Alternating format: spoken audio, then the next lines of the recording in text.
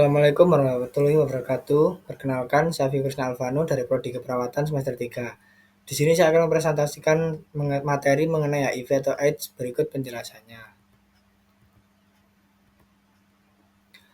Pengertian HIV atau AIDS. HIV atau AIDS merupakan kondisi kesehatan yang memiliki dampak besar pada sistem kekebalan tubuh manusia dan dapat mengubah kehidupan individu secara signifikan.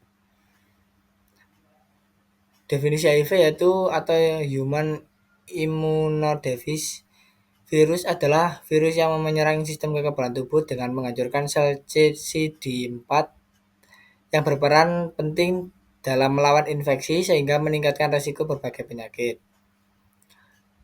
Definisi AIDS sendiri yaitu adalah sindrom yang terjadi akibat dari infeksi HIV yang menyebabkan sistem kekebalan tubuh menjadi sangat lemah sehingga individu rentan terhadap penyakit berbahaya.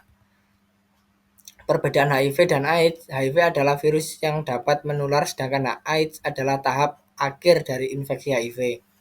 Tidak semua orang yang terinfeksi HIV akan berkembang menjadi AIDS tanpa pengobatan yang tepat. Proses infeksi HIV menjadi AIDS, setelah terinfeksi HIV, virus dapat bertahan di dalam tubuh selama 5-10 tahun atau lebih tanpa menunjukkan gejala, namun seiring berjalannya waktu HIV melemahkan sistem kekebalan hingga menyebabkan stadium AIDS. Sistem kekebalan tubuh dan HIV menyerang sel-sel dalam sistem kekebalan tubuh, khususnya sel CD4 yang berfungsi untuk melindungi tubuh dari infeksi. Kehilangan sel-sel ini menyebabkan tubuh tidak mampu melawan penyakit yang berujung pada peningkatan risiko infeksi oportunistik. Penyebab HIV sendiri yaitu berlangsung melalui berbagai jalur penularan yang berisiko tinggi, menjadikannya salah satu tantangan kesehatan global yang perlu dihadapi. Jalur penularan virus HIV dapat ditularkan melalui berbagai cairan tubuh, termasuk darah, air mani, dan cairan vagina.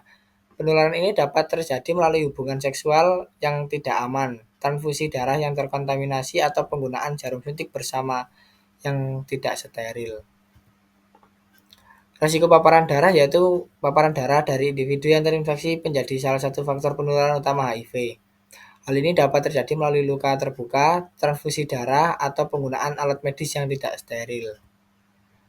Infeksi menular seksual meningkatkan risiko penularan HIV. Individu dengan IMS atau infeksi menular seksual yang tidak diobati lebih rentan terhadap infeksi HIV karena adanya kerusakan pada jaringan genital yang memudahkan virus masuk. Penularan dari ibu hamil ke anak, HIV dapat ditularkan dari ibu hamil yang terinfeksi kepada anaknya, baik selama kehamilan, saat persalinan, atau melalui ASI. Sekitar 25-35% bayi yang lahir dari ibu terinfeksi HIV berisiko terinfeksi jika tidak mendapatkan perawatan yang tepat. Tahapan perubahan HIV atau AIDS, yaitu penyakit HIV memiliki beberapa fase yang menunjukkan perkembangan infeksi dari awal hingga dapat diagnosis sebagai AIDS. Masing-masing fase menandai perubahan dalam kesehatan individu yang terinfeksi. Fase 1 yaitu infeksi awal. Pada fase ini individu terpapar HIV dengan masa infeksi sekitar 1-6 bulan. Gejala mungkin tidak terlihat sama sekali. Dan antibodi terhadap HIV belum terbentuk sehingga hasil tes darah dapat menunjukkan negatif palsu. Fase 2 positif HIV atau tanpa gejala. Individu pada fase ini telah terdiagnosis positif HIV, namun tidak menunjukkan gejala sakit. Proses ini dapat berlangsung antara 2-10 tahun, di mana virus secara perlahan merusak sistem kekebalan tubuh.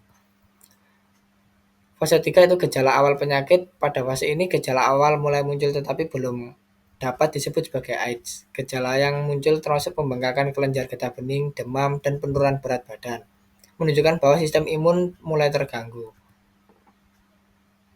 Fase 4 yaitu diagnosa AIDS ditegakkan ketika sistem kekebalan tubuh individu sangat lemah. Pada tahap ini, infeksi oportunistik mulai muncul seperti TBC dan kanker yang menunjukkan kerentanan tinggi dari tubuh terhadap penyakit lain. Cara penularan dan pencegahan HIV yaitu HIV dapat ditularkan melalui berbagai cara dan penting untuk mengetahui strategi pencegahannya untuk mengurangi risiko infeksi.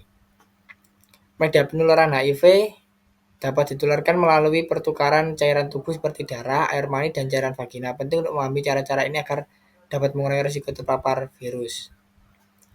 Hubungan seksual yang tidak aman tanpa pengaman dengan individu yang terinfeksi HIV adalah salah satu cara penularan utama. Penggunaan kondom dapat secara signifikan mengurangi resiko terinfeksi. Penggunaan jarum suntik juga dapat menyebabkan HIV.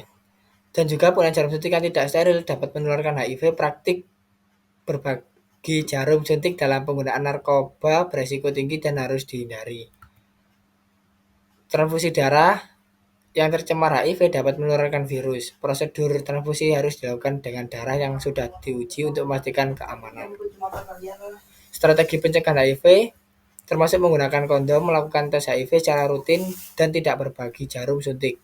Edukasi tentang HIV atau AIDS sangat penting dalam memitigasi resiko penularan. Baik, sekian yang dapat kami presentasikan. Apabila ada kesalahan ataupun kekurangan, kami mohon maaf yang sebesar-besarnya.